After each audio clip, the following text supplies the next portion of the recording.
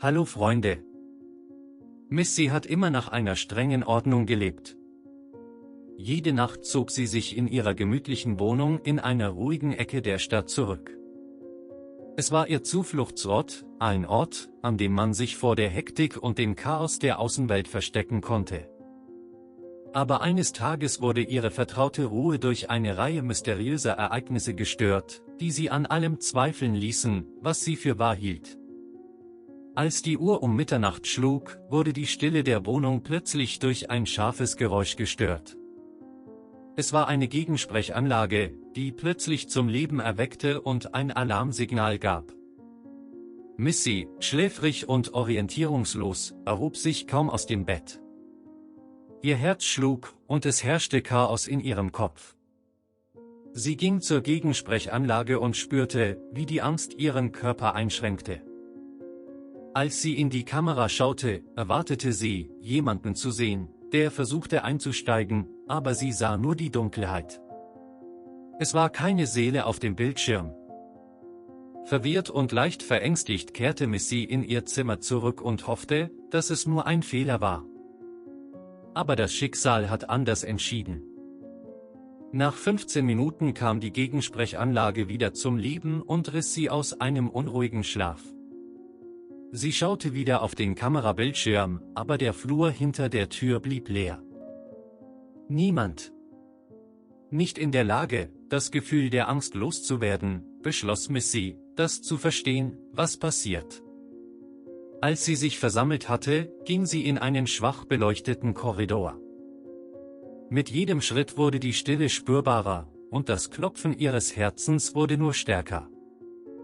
Als sie zur Tür ging, drehte sie mit zitternder Hand den Schlüssel im Schloss. Die Tür öffnete sich mit einem Knarren, und vor ihren Augen erschien eine verlassene Straße, die in dichten Schatten gehüllt war. Missy blickte in die Dunkelheit, ihre Augen blickten von Seite zu Seite und versuchten, etwas Bewegung zu finden. Aber die Straße blieb leer, leblos. Verwirrt schloss sie die Tür und entschied, dass dies nur die Frucht ihrer Vorstellungskraft war. Ihre Ruhe hielt jedoch nicht lange an. Die Gegensprechanlage klingelte wieder und ließ ihr Herz wieder vor Angst schrumpfen. Diesmal sah sie, als sie in die Kamera schaute, eine kleine Straßenkatze. Ihre Augen waren vor Angst weit geöffnet, und ihr zerbrechlicher Körper zitterte vor Kälte. Die Katze miaute klagend, als sie versuchte, mit ihrer Pfote auf die Wandplatte des Sprechers zu greifen, als ob sie um Hilfe flehte.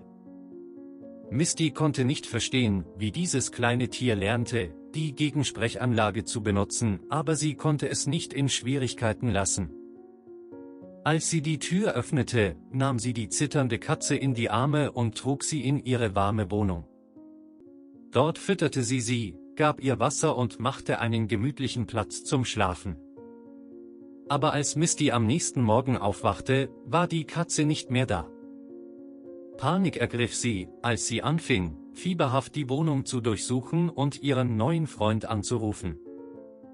Aber von der Anwesenheit der Katze war keine Spur mehr übrig, es schien nur ein flüchtiger Traum zu sein.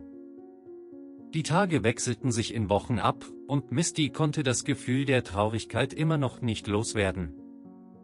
Sie hat sich oft damit beschäftigt, auf die Gegensprechanlage zu schauen und sich zu fragen, ob diese Nachricht nicht von jemandem oder etwas stammt.